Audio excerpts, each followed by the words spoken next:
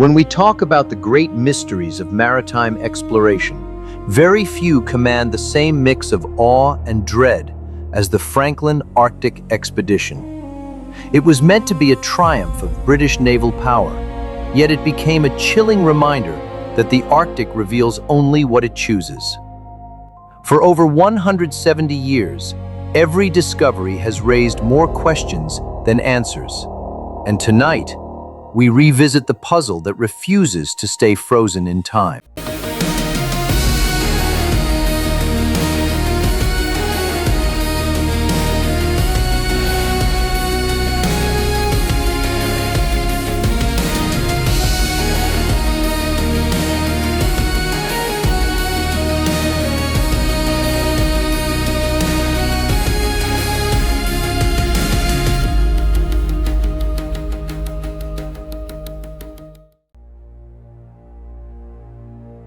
No one aboard the HMS Erebus or HMS Terror could have known that their 1845 voyage would become one of history's greatest disappearing acts.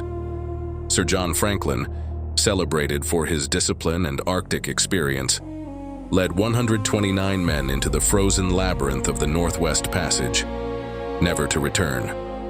The ships were last seen sailing confidently into Baffin Bay, banners high, crew optimistic. But optimism freezes quickly in the Arctic, and silence soon followed. For years, the world wondered how two fully supplied, technologically advanced vessels could simply vanish. Inuit testimonies spoke of starving men dragging sledges across jagged ice, yet these accounts were dismissed for decades. Search crews found eerie clues, abandoned campsites, mysterious scatterings of tools, and messages carved into tin cans. Every artifact seemed to answer one question while creating three more. The odd part is how quickly that silence came. These were state-of-the-art vessels, heating systems, reinforced hulls, massive supplies. For them to vanish without transmitting a single distress signal? That's not failure, that's disappearance. When records were finally uncovered on King William Island, the truth seemed to emerge. According to the notes, the ships were trapped in unrelenting pack ice. Franklin had died, and the surviving officers attempted a desperate march south. But why did the experienced crew abandon the safety of their reinforced ships? And why were the ships later found hundreds of miles from where they were supposedly deserted? As usual with the Franklin expedition, every explanation melts away under scrutiny. Even modern discoveries raise more questions than they solve. Forensic studies show signs of lead poisoning, but experts disagree on whether it could have caused the collapse of the entire mission. Some say botulism spread through poorly canned food, others blame scurvy, and still others believe infighting sealed their fate.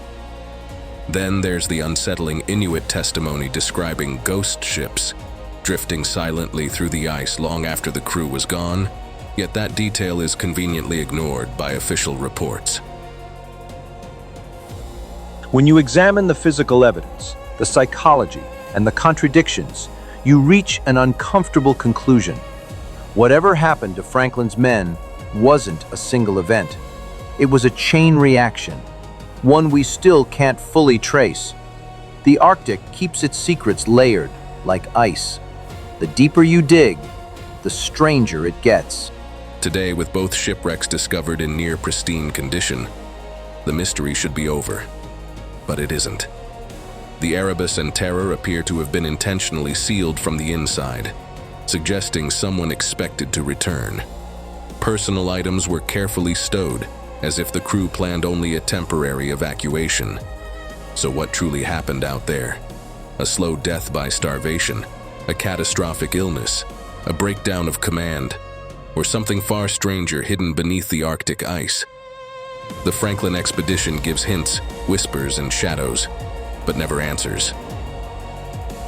That decision to leave the ships defies logic. 19th century naval doctrine drilled into sailors that the ship is life.